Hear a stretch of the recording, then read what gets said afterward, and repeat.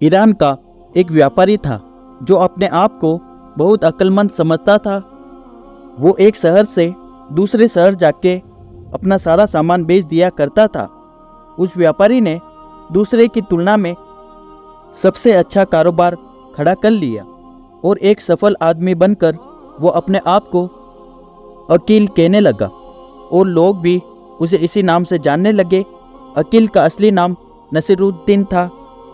वो इस तरह की नायाब चीज़ें व्यापार के लिए लाता था कि लोग उसे देखकर हैरत में पड़ जाते थे और उन्हें मुंह मांगी कीमत पर खरीद लेते थे।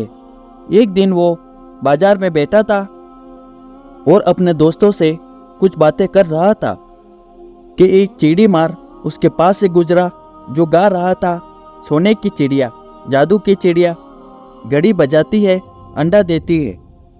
जिसने यह सुना वह अपने दोस्त को छोड़कर चिड़िया के पीछे हो लिया।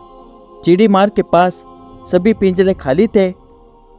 एक पिंजरे में केवल एक खाकी रंग का पक्षी पंख फड़फड़ा रहा था। व्यापारी चलते चलते सोचने लगा कि मैं एक सोने की चिड़िया खरीद लूं। अगर सचमुच सोने का अंडा देती है तो मुझे इतनी मेहनत नहीं करनी पड़ेगी। चिड़ी मार को रोकते हुए व्यापारी ने कहा, भाई क्या ये सच में एक सोने की चिड़िया है?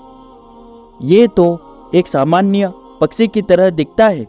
चिड़ी मार ने उसे ऊपर से नीचे देखा और सोचने लगा कि जरूर ये कोई बेवकूफ़ आदमी है जो अमीर बनना चाहता था। चिड़ी मार ने उसे भरोसा दिलाया और कहने लगा, भैया चिड़िया के ऊपर कोई जादू नहीं हुआ है। ये तो बस 14वीं रात को दूर कहीं गरज बजने पर वो सोने का अंडा देती है। चिड़ी मार की बात को सच मानकर व्यापारी ने चिड़िया को खरीद लिया और अपना सब कुछ चिड़ी मार को बेच दिया। अगले दिन चिड़ी मार फिर बाजार में नहीं दिखा। एक समय में एक पक्षी के लिए अपनी सारी संपत्ति बेचने के बाद व्यापारी एक झोपड़ी में एक पक्षी पिंजरे के साथ रहता था।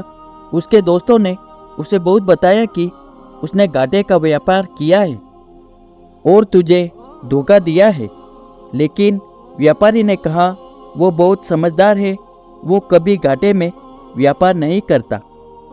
आप देखेंगे कि इससे मुझे कितना लाभ होगा। व्यापारी बस 14वीं रात का इंतजार कर रहा था। आखिरकार वो रात आ ही गई। व्यापारी बहुत खुश हुआ कि उसकी चिड़िया आज ही सोने का अंडा देगी। वो रात भर जागता रहा।